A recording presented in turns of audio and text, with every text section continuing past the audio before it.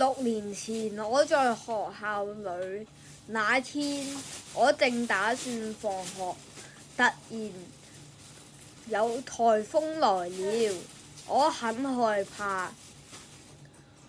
颱風打破了窗戶的玻璃，所有水都湧了入來，我十分害怕，一直在叫喊着媽媽和爸爸。過了一陣後，颱風完了，媽媽爸爸也帶着我回家了。這次經歷讓我十分難忘，也讓我學到了在颱風天時不要出門。